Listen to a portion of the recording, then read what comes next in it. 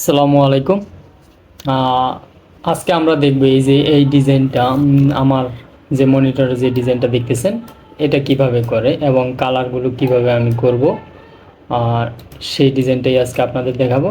তো চলুন শুরু করা যাক। আমি প্রথমে ডিজাইনটিকে ডিলিট করে দিলাম। ডিলিট করে দেওয়ার পরে আমি এই যে এখান থেকে একটা রেক্ট্যাঙ্গেল ইলিপস নিব। ইলিপস নেওয়ার পরে আমি শিফট টেনে ড্র করে দিব এবং এইখানে হচ্ছে আমি স্টক কালার ব্ল্যাক করে দিব যেন আমার হোয়াইট আর্টবোর্ডে ভালোভাবে দেখা যায়। এখন আমি এইখানে গিয়ে স্টক বাড়িয়ে দিব। দেওয়া শেষ। এবার আমি ইলিপসটাকে ধরে কপি করব। দুটো কপি করা শেষ। এখন আরও দুটো কপি করে আমি নিচে দিয়ে দিব। এবার সবগুলোকে শিফট সিলেকশন টুল দিয়ে ধরে আমি পাথ পেন্ডারে যাব। এই যে পাথ পেন্ডারে গিয়ে আমি হচ্ছে এই ডিভাইডে ক্লিক করে দিব। ডিভাইডে ক্লিক করে দেওয়ার পরে আমার এই সবগুলো কেটে গেছে। কেটে যাওয়ার পর আমি আনগ্রুপ করে নিব। তো আমার শুধু এই শেপটা দরকার, এই যে এই শেপটা। তো আমি এটাকে ধরে কালার করে দিলাম, কালার করে হাইড করে দিলাম। এরপর আমি এই সবগুলো ডিলিট করে দিলাম। ডিলিট করে দেওয়ার পরে আমি যেটা হাইড করেছি ওইটা নিয়ে আসব কন্ট্রোল অল্টার 3 দিয়ে নিয়ে আসছি। এবার একটু এটাকে আমি ছোট করে দিব। ছোট করে দেওয়ার পরে আমরা একটা শিফট অল্টার চেপে নিচে নিয়ে আসব। এবার এটাকে আমরা ঘুরিয়ে দিব। এইভাবেও ঘুরাইতে পারি, আবার শর্টকাট দিয়েও আমরা ঘুরাইতে পারি, কিবোর্ড শর্টকাট দিয়ে। এবার আমরা দুটোকে গ্রুপ করে নিব। দুটোকে গ্রুপ করে নেওয়ার পরে আমরা এই যে ইফেক্টে চলে যাব। ইফেক্টে যাওয়ার পরে ডিস্টর্ট অ্যান্ড ট্রান্সফর্মে যাব। এরপর আমরা এই যে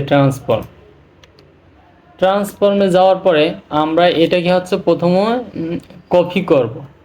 কয়টা লাগবে আমাদের ওই অনুযায়ী কপি করব। তো আমরা এইখানে যেটা যেরকম আছে 100 থাকবে, এটাও 100 থাকবে। আমরা শুধু এই যে অ্যাঙ্গেলটাকে রোটেট করে দিব। তো রোটেট করে দেওয়ার পর আপনারা দেখতেছেন যে এটা ঘুরতেছে।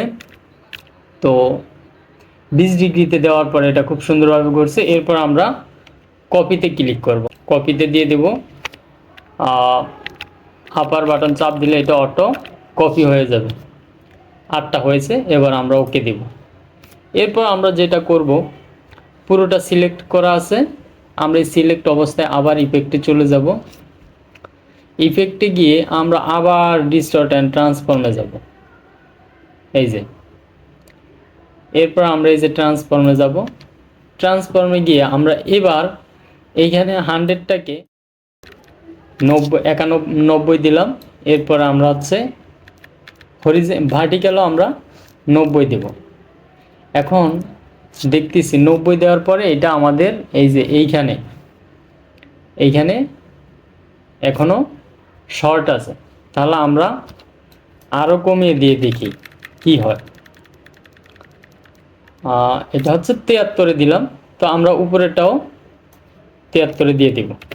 দিয়ে এবার আসবে এই যে কপিতে আসব। কপিতে আসার পরে আমরা কয়টা নিব সেটা কপি করে দিলাম। তো মোটামুটি 15টা নেওয়ার পরে দেখা গেল হয়ে গেল। এরপর আমরা এই যে আবার সেই অ্যাঙ্গেলে চলে যাব। অ্যাঙ্গেলে গিয়ে আমরা এটাকে অ্যাঙ্গেল করে দিব। এখন আমাদের শেপটা আরও সুন্দর করার জন্য আমরা এইখানে একটু বাড়িয়ে দিতে পারি। 77-এ দিয়ে দিলাম। এইখানেও আমরা 77-এ দিয়ে দিলাম। শেষ। এবার আমাদের কাজ শেষ। আমরা ওকে দিয়ে দিব। দেওয়ার পরে এইখানে আমরা এক্সপান্ড করে দিব। এক্সপান্ড করে দেওয়ার পর আপনারা দেখতেই পাচ্ছেন পুরোপুরি শেপটা হয়ে গেছে। এখন আমরা এই পাথফাইন্ডারে গিয়ে এই যে এটাকে ক্লিক করে দিয়ে কেটে ফেলব। এরপর আমরা এটাকে চাইলে আনগ্রুপ করতে পারবো বা আনগ্রুপ না করে আমরা কালারগুলো করতে পারবো। এখন আমরা এই যে সোয়াসেসে কিছু কালার আছে, সোয়াসেসে এইখানে আমরা কিছু কালার দিয়ে রেখেছি। তো এইগুলোকে আমরা সিলেক্ট করে কালারে সিলেক্ট করব।